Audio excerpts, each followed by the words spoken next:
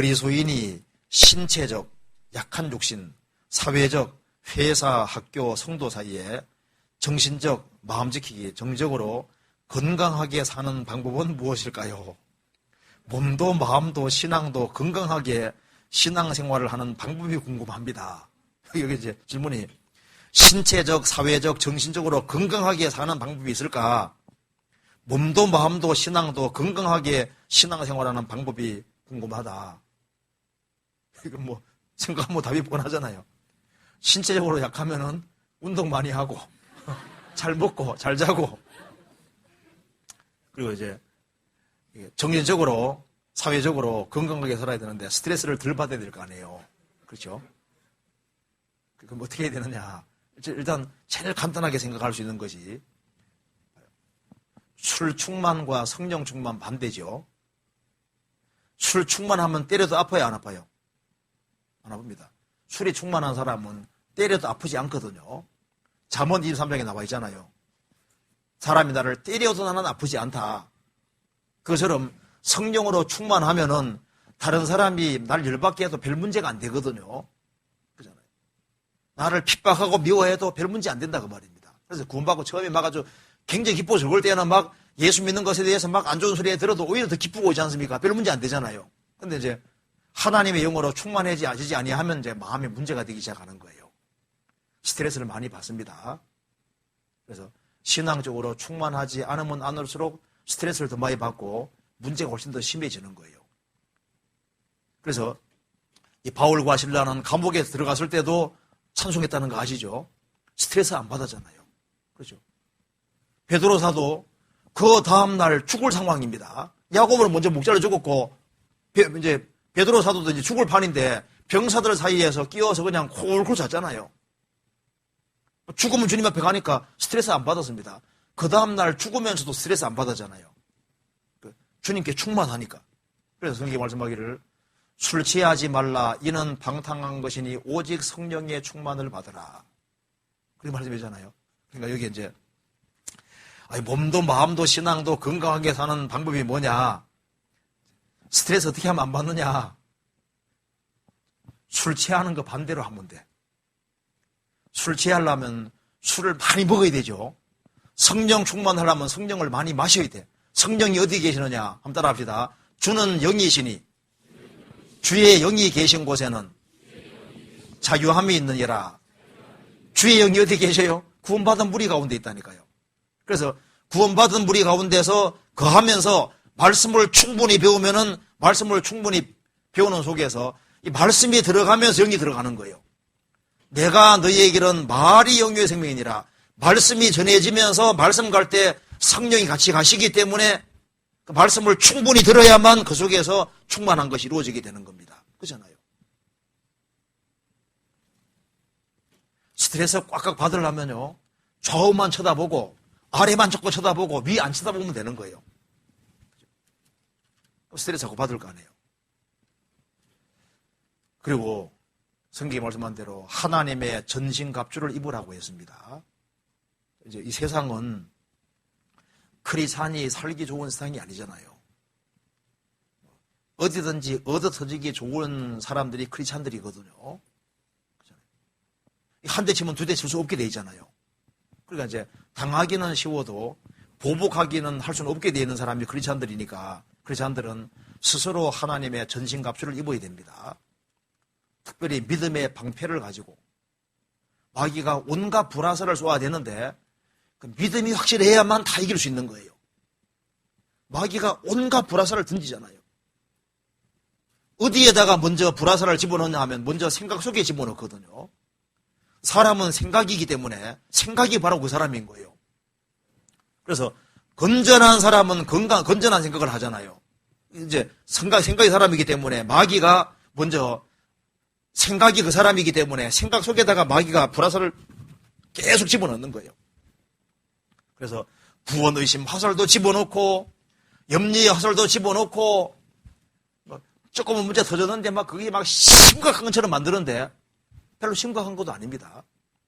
어떤 사람이 막 고민이 너무너무 많아가지고 매일 스트레스 받으니까 이렇게 할 것이 아니라 근심 걱정 통을 하나 만들자 해서 이제 근심거리를 딱 담아놓은 통을 하나 만들었습니다. 그래서 근심 생길 때마다 일주일 날 잡아서 하루에 근심하자 하고 스트레스 받는 건 항상 적어서 다 집어넣어버렸어요. 일주일 딱 지나가지고 한꺼번에 고민하려고. 근데 이제 나중에 일주일 지나서 이제 고민하려고 펴보니 고민거리도 아닌 겁니다. 사실 조금만 시간 지나면요, 고민거리도 사실 아닌 경우도 많은 거예요. 그렇잖아요. 그래서 마귀가 불화살을 많이 쏘아야 됩니다. 그렇잖아요. 그래서 하나님의 전신갑주를 입어라. 각오를 해야 됩니다. 그래서 상처를 주는 사람도 문제고 받는 사람도 문제입니다. 그래서 성경에 나와 있잖아요. 물고기 중에 먹는 것은 어떤 물고기입니까? 비늘이 있고 지느러미 있는 거 먹으라 그랬죠. 그 비늘이 없는 거하고 있는 거 다릅니다. 비늘이 있는 물고기는 물체에 딱 부딪히면은 그게 딱 막아주는 거예요. 비늘이 없는 물고기는 깊은 상처가 생깁니다. 구원받고 신앙생활하는 사람 중에도 전신갑주를 입고 딱 무장하고 사는 사람은 어떤 문제가 딱 터지면요, 올 것이 왔구나 하고 딱 쳐내기 때문에 문제가 안 된다니까요. 그런데 마음 풀어놓고 사는 사람, 비늘이 없는 사람은 직격탄을 딱 맞으면 상처가 크게 생겨버리는 거예요. 그래서 신앙적으로 큰 손해를 보게 되는 겁니다. 그래서 비늘이 없는 물고기는 주님 볼 때 부정한 거예요. 그리고 좌우 지느러미는 방향 잡는 것이고 꼬리 지느러미는 추진적이잖아요. 뭐가 정한 거냐 하면은 크리스찬들은 방향이 확실해야 되는데요. 내가 사는 목적이 도대체 뭐냐? 그리고 목적이 확실하면은 그 목적을 향해서 열심히 달려가는 겁니다. 남이야 뭐라 하든 말든 관계없이 꾸준히 달려가면은 뭐 고민할 시간도 별로 없어요. 그렇죠? 그래서 한가한 사람이 고민을 많이 합니다. 바쁜 사람은 고민할 시간도 없어요. 그래서 전신갑주를 입어야 됩니다. 영적으로 건강하게 살려면은 전신갑주를 입어야 돼요. 그리고 하나님의 성령으로 충만해져야 되는데 세상 것 가지고 충만하게 안 되거든요.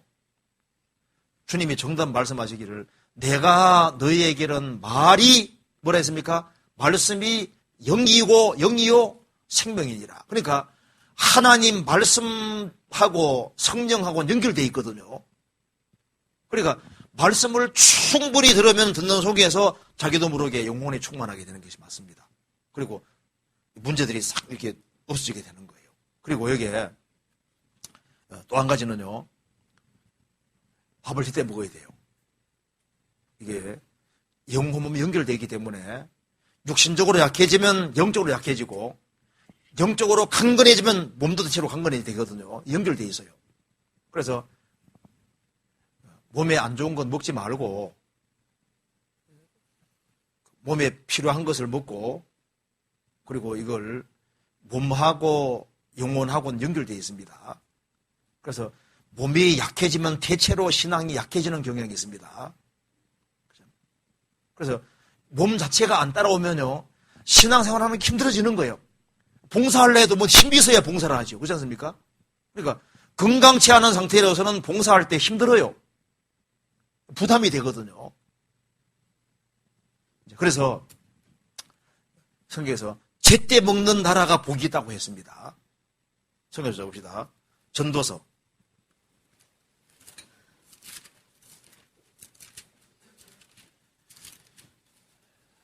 전도서 10장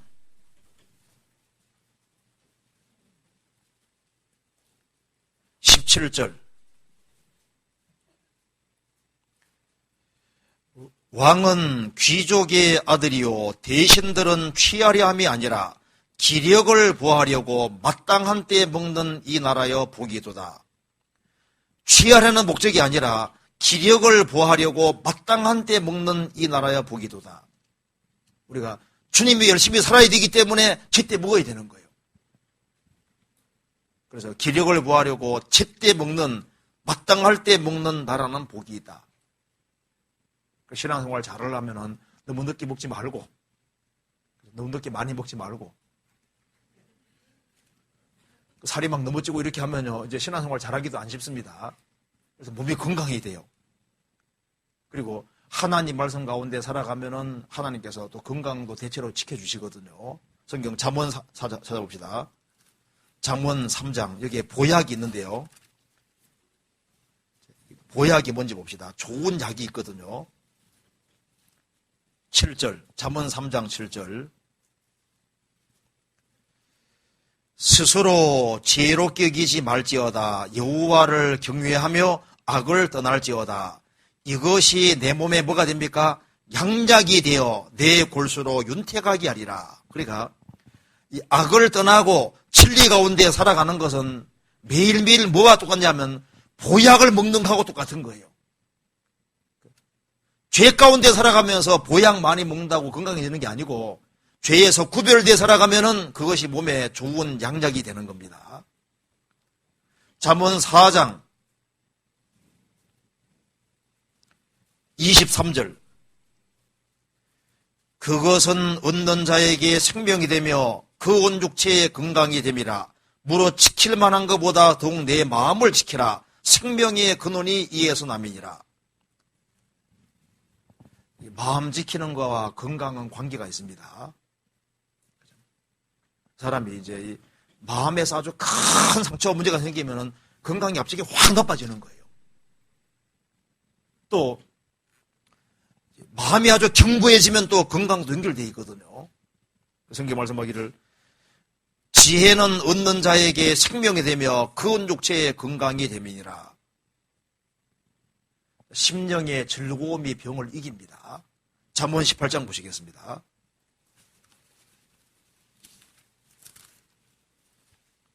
18장 14절 같이 읽겠습니다. 사람의 심령은 그 병을 능히 이기려니와 심령이 상하면 그것을 누가 일으키겠느냐. 사람의 심령의 즐거움은 그 병을 이긴다. 근데 심령이 상하면 그걸 누가 일으키겠느냐. 심령이 상하면은 사람이 막 건강이 갑자기 꽉 안 좋게 되는 거예요. 토끼 실험하는 걸 봤거든요. 토끼를 두 부류로 딱 나누어서 콜레스테롤 음식을 잔뜩 먹이는데요. 한쪽에는 막 재밌게 해주는 거예요. 막 노래도 틀어주고 막 쓰다듬어주고 막 좋게 대해주거든요. 한쪽에는요 막 하는 소리도 들리게 해주고 문도 꽉 닫기도 하고 스트레스 해결받게 해주거든요. 그런데 이쪽에는 다 죽고 가버리는데 이쪽에는 멀쩡해요. 혈관도 거의 깨끗하고. 똑같이 콜레스테롤 음식을 먹는데 다르잖아요. 그리고 쥐 가지고 실험하는데 쥐 부부를 이제 암놈 순놈을 때 이제 여기 플라스크 여기 이제 유리관 속에 딱 집어넣었어요. 한쪽에는 알코올, 한쪽에는 물 나오게 딱 해놓고 둘이 금술 좋을 때는요 물만 먹어. 알코올 절대 안 먹어. 근데 이제 한 놈을 빼내 가지고 그 유리관 앞쪽에다 갖다 놨거든요. 다른 짝꿍이 묻혀놨어요. 이게 스트레스 받으니까 안 하는 짓을 하는데 알코올을 계속 빼먹는 거죠. 알코올을. 물 안 먹고 알코올을 계속 빼먹는 거예요. 스트레스 받으니까. 스트레스 받으면 이상한 행동합니다. 그래서 남편요, 집에 안 들어오게 하려면 간단히 어떻게 하면 됩니까? 매일 바가지 끌고 스트레스 주고 그러면 딴 생각이 들게 해가지고 술 먹게 하고 담배 피우게 하고 딴짓 하게 하고 집에 잘 들어가려면 어떻게 해야 됩니까? 마음 편안하게 만들어주고 항상 밝게 있고 이 여자 역할이 큽니다. 그래 내가 어젠가 또 봤어요. 보니까 쥐를 실험하는데 그 담배 냄새 있잖아요. 그걸 한쪽에는 적게 주고 한쪽에는 많이 싹 넣어주니까 처음에는 쥐들이 다 도망가서 공기 좋은데 코를 내밀고 근데 이제 한참 지나서 이제 여기에 그 담배 연기가 솔솔 계속 들어오니까 이제 바뀌었어요. 바뀌어가지고 담배 연기 있는 쪽으로 쭉 몰려서 코를 담배 나오는지 않습니까? 거기다 코를 확 내보지 않습니까? 담배 마시는 걸 굉장히 좋아하게 바뀝니다. 그리고 니코신 찾고 있는 거예요. 니코신. 요즘 묶어요. 이 사람이 신앙생활을 잘해야 되는데요. 스트레스를 어떻게 하면 안 받을 수 있느냐? 술 취하지 말라. 이는 방탕한 것이니 오직 성령의 충만을 받으라. 신앙적으로 강건하게 되는 것이 필요해요. 그리고 우리가 알아야 될 것 중에 또 하나가 있습니다. 하나님께서 크리스찬이라고 할지라도 자연의 법칙 속에 넣어두셨잖아요. 크리스찬도 태어나서 늙고 병들고 죽습니다. 그렇지 늙지 않습니까? 자연의 법칙 속에 있고, 그래서 우리도 몸도 하나님 정하신 자연의 법칙 속에 있기 때문에 몸에 필요한 것을 먹고 몸에 안 좋은 걸 계속 먹으면서 건강해지리라 생각하면 옳지 않은 거예요. 교통법규를 내가 어겨가면서 하나님 지켜준다 생각하면 착각입니다. 중앙성을 막 침범하면서요, 나는 하나님 아들이니까 하고 막 침범해서 막 다닙니다. 어떻게 될까요? 죽어요. 나중에 죽음 건너가서 주님 앞에 왔을 때, 주님, 내가 왜 중앙성 침범했는데 왜 나 안 죽게 해줬습니까? 네가 법칙을 어겼잖아, 법칙을. 우리가 이 자연의 법칙과 음식의 법칙, 하나님의 정해놓은 기본 법칙이 있는데 그 규칙에 크리스찬은 예외라고 생각하면 안 됩니다. 크리스찬이기 때문에 무조건 지켜주신다, 그렇게 생각하면 옳지 않아요. 크리스찬들도 병들 수 있습니다. 그러니까 매사에 자연의 법칙 같은 것을 지키는 것이 필요해요. 그리고 티코 타고 다니는 사람은 오토바이 타고 다니는 사람보다는 조금 유리합니다. 그리고 이제 뭐 큰 차 모는 사람은 일단은 조그만 차 모는 사람은 대체로 유리해요. 그렇지 않습니까? 성경 찾아봅시다. 여기에 전도서 10장 보세요.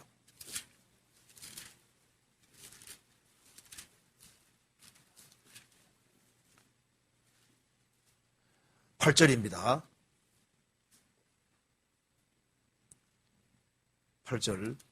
함정을 파는 자는 거기 빠질 것이요 담을 허는 자는 뱀에게 물리리라. 돌을 떠내는 자는 그로 인하여 상할 것이요 나무를 쪼개는 자는 그로 인하여 위험을 당하리라. 무딘 철 연장나를 갈지 아니하면 힘이 더 드느니라. 오직 지혜는 성공하기에 유익하니라. 방수를 베풀기 전에 뱀에게 물렸으면 술객은 무용하니라.